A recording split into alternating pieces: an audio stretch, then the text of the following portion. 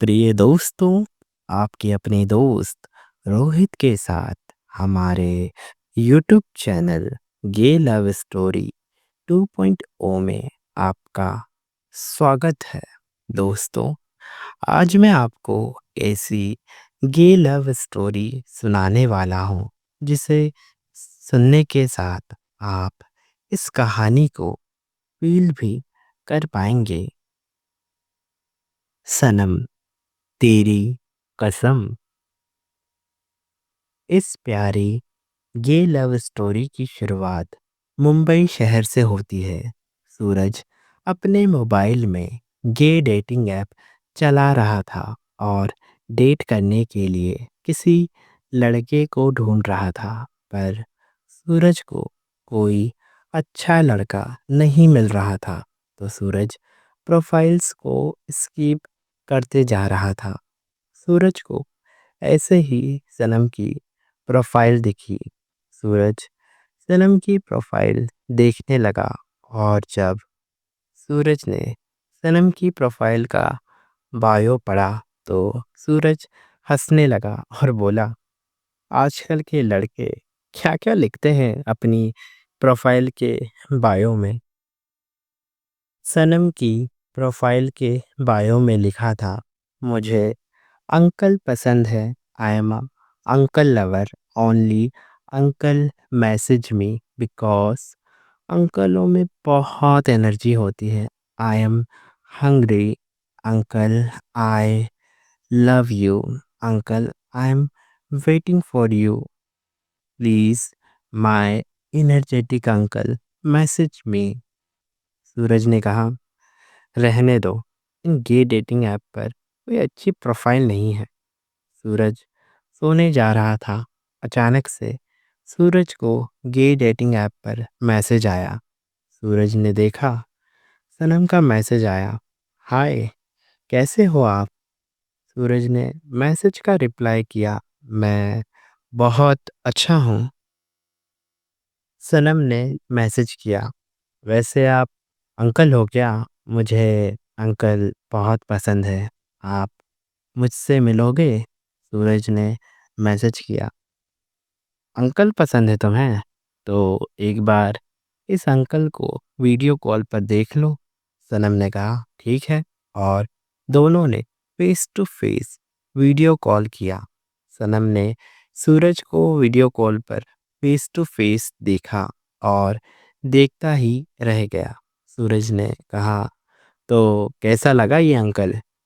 सनम ने कहा, आप तो बहुत हैंडसम हो, सच में बहुत मस्त। मुझे आप बहुत अच्छे लग रहे हो।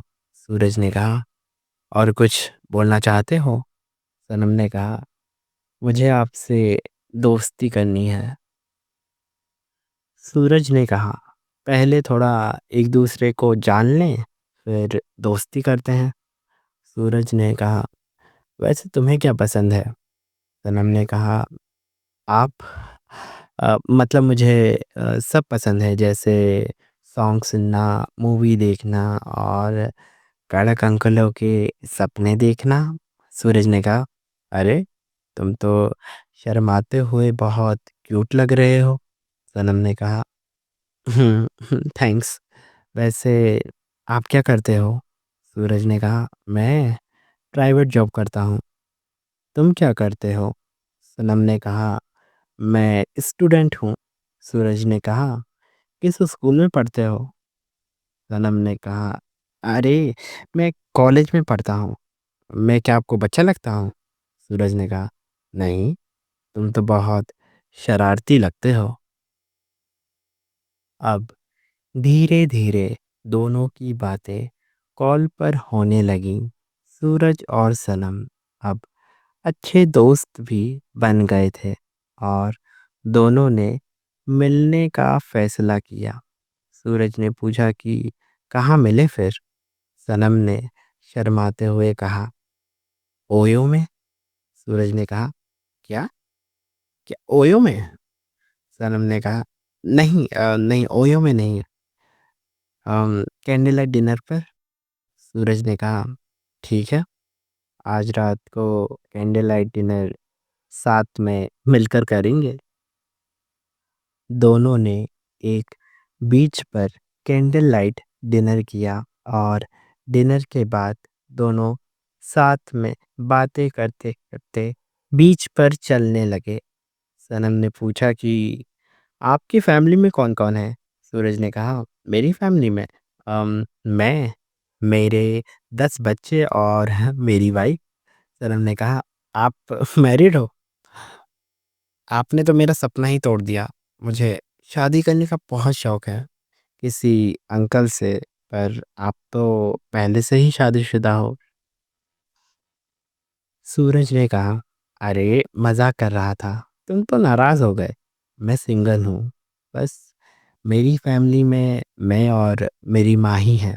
सनम ने कहा, अच्छा जी, ऐसा मजाक कौन करता है? सूरज ने कहा, तुम्हारी फैमिली में कौन कौन है? सनम ने कहा, मेरी फैमिली में मम्मी पापा, एक बहन, 2 बड़े भाई और सबसे छोटा मैं। सूरज ने कहा, फैमिली में सबसे छोटे हो इसलिए शरारती हो तुम। सनम ने कहा, आप बहुत अच्छे लग रहे हो। सूरज ने कहा, तुम भी बहुत इनोसेंट लग रहे हो। सनम ने कहा, देखो ना कितनी मस्तानी रात है।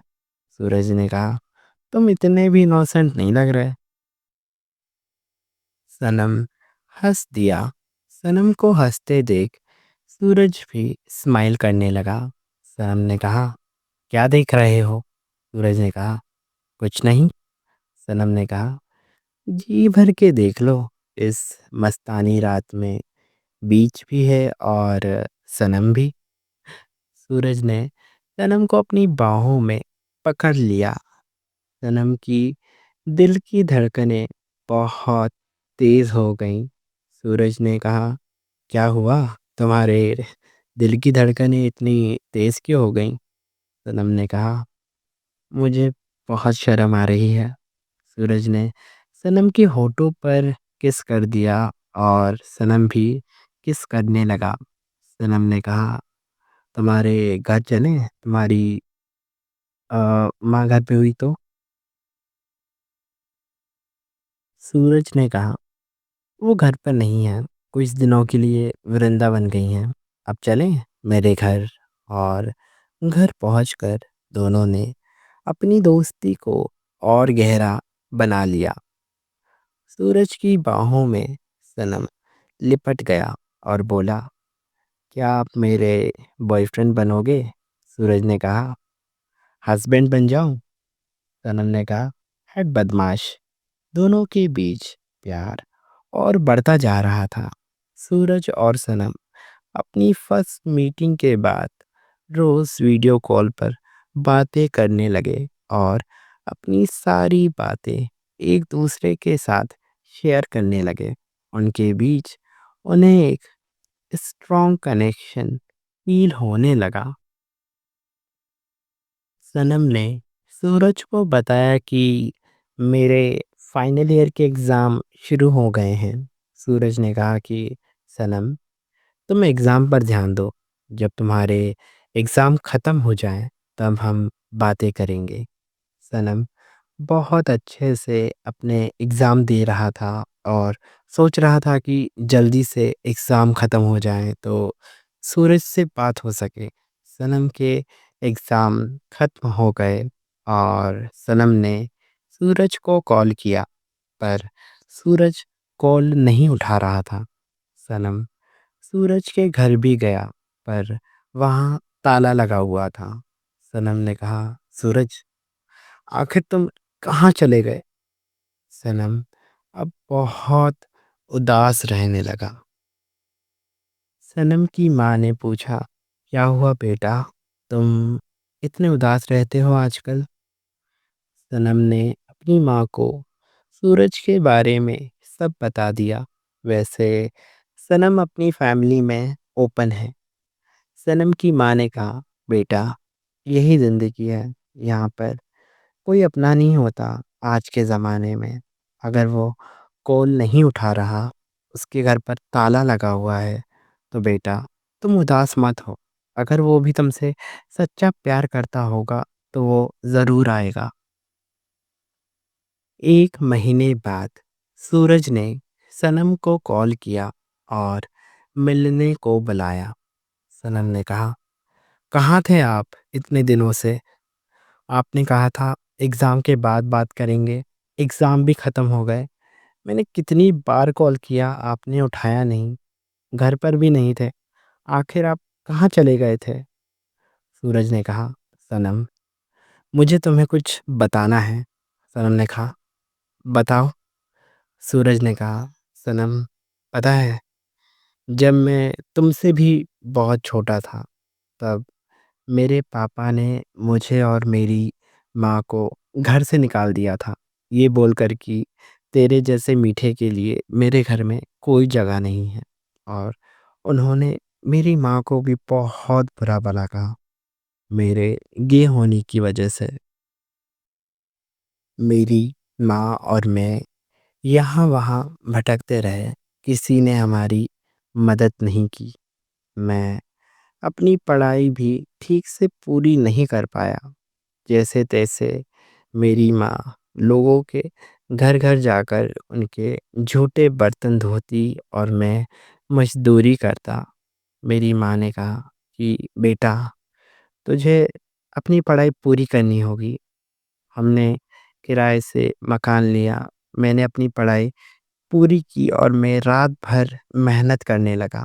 और जब मुझे जॉब मिली तब मेरी माँ बहुत खुश हुई। फिर मैंने अपनी माँ से कहा कि माँ, अब हमारी सारी समस्याएं ठीक हो जाएंगी। मैंने अपनी माँ के लिए एक घर ले लिया। मेरी माँ ने कहा, बेटा, तुझे अपनी ज़िंदगी अपने तरीके से जीने का पूरा हक है। मैं भी अपनी ज़िंदगी में बहुत लड़कों से मिला और बहुत एंजॉय करने लगा। मेरी माँ ने कहा कि बेटा, तू शादी कर ले, लड़के से कर या लड़की से, मुझे बस तेरी शादी देखनी है। और मैं अपनी शादी के लिए एक अच्छा लड़का ढूँढने लगा। और फिर तुम मिले सनम। सनम, पता है, जब तुमने पूछा कि बॉयफ्रेंड बनोगे, तो मैं चाहता था कि हम एक दूसरे के हस्बैंड बन जाएँ। तुम्हारे एग्ज़ाम ख़त्म होने के बाद मैं तुमसे मिलकर तुम्हें प्रपोज़ करना चाहता था, लेकिन मेरी माँ की तबीयत ख़राब हो गई थी। उनके इलाज के लिए मुझे दिल्ली जाना पड़ा। मैं उन्हें दिल्ली ले गया, लेकिन मेरी माँ का सपना मैं पूरा ना कर सका।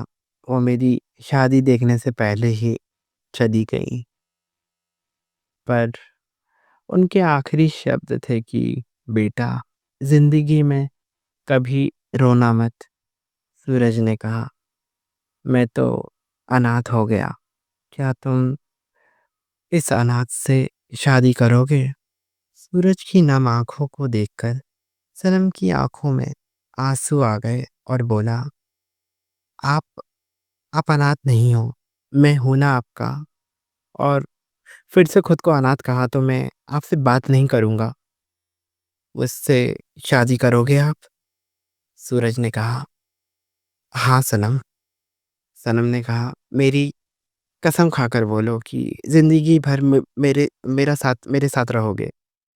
सूरज ने कहा, सनम, तेरी कसम। सनम की जॉब लग गई। सनम की फैमिली वाले भी बहुत खुश थे। सूरज और सनम दोनों की बहुत धूमधाम से शादी हो गई। सनम और सूरज साथ में रहने लगे। दोनों एक अच्छे गे कपल बन गए। सूरज ने कहा, आज मेरी माँ का सपना पूरा हो गया। सनम, आई लव यू। सनम ने कहा, आई लव यू टू। और दोनों ने एक दूसरे को गले लगा लिया और उनके बीच रोमांटिक पल बन गए। दोनों के ये रिलेशनशिप को 1 साल पूरा हो गया था।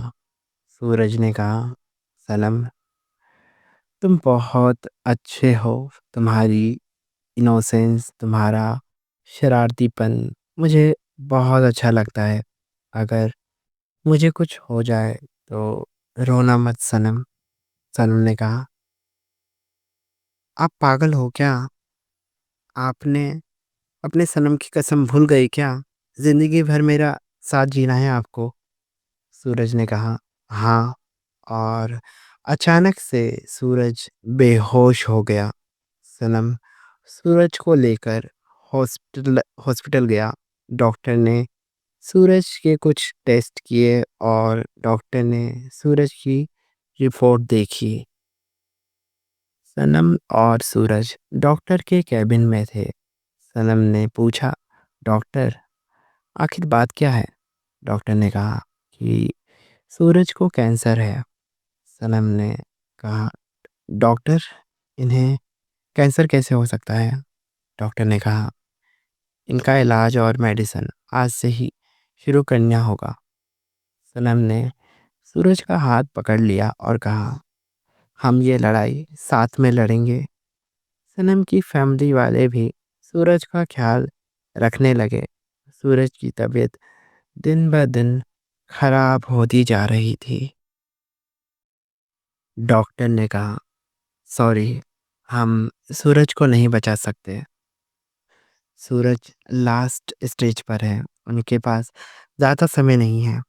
सूरज के आखिरी समय में सनम की सनम के फैमिली वाले भी सूरज की ऐसी हालत देख नहीं पा रहे थे।